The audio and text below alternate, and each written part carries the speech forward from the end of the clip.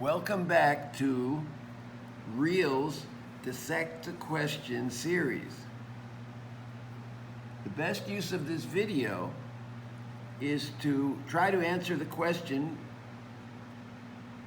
by pausing the video, writing down your answer with a quick explanation, and then restart the video and compare it to our answer and explanation. A 47-year-old mother of four visits her doctor with complaints of intermittent mid-epigastric pain. She states that the pain and discomfort are relieved by antacids or when she consumes food. Past medical history is significant for duodenal and jejunal ulcers. Further examination done by endoscopy is suggestive of gastrinoma. A secretin stimulation test was performed and came back positive. Gastric analysis reveals an elevated HCl output that exceeds normal values. The hypersecretion of gastric acid can be explained by an increase in the plasma concentration of which of the following. So the question is clear. We're interested in what? Gastric acid and hypersecretion. So without even looking at the vignette, can we see whether there's something that meets those requirements?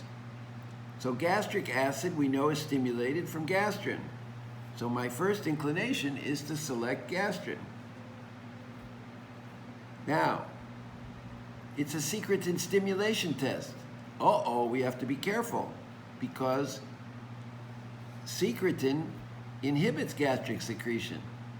However, this isn't a normal situation. This is a gastrinoma, something known as Zollinger-Ellison syndrome.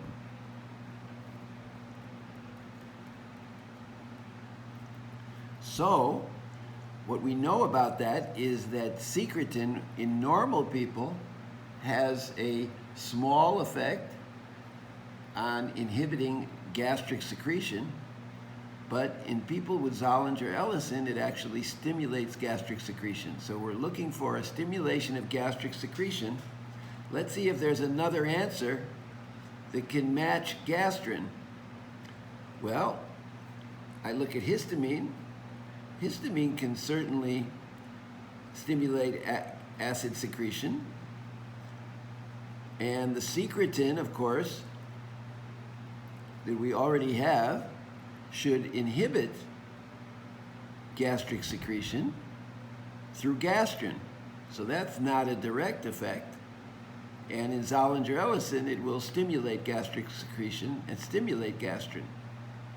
So it doesn't seem that secretin is going to be direct enough to be the correct answer, because we're looking for something that says the hypersecretion of gastric acid can be explained by, not by secretin, but by gastrin. What about somatostatin? Somatostatin inhibits gastrin and gastric secretion, so we're not interested in that. And enterogastrone also inhibits it.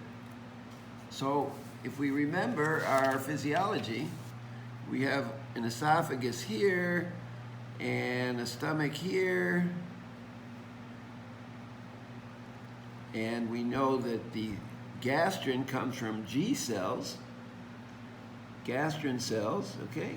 And gastrin cells are here in the duodenum, G cells. Enterogastrin also comes from that area, but it's only the G cells that are going to really stimulate the parietal cells. Where are the parietal cells? The parietals are here in gastric pits. Parietal cells. And the parietal cells in the gastric pits in the fundus of the stomach secrete HCl plus intrinsic factor for absorption of vitamin B12. Secretin also comes from this area in the duodenum. But both enterogastrin and secretin are going to inhibit gastric secretion. Only the G cells making gastrin is going to stimulate gastric secretion. And it turns out that in Zollinger-Ellison syndrome, secretin, instead of inhibiting gastric secretion through gastrin, actually stimulates it, which makes the secretin stimulation test so useful.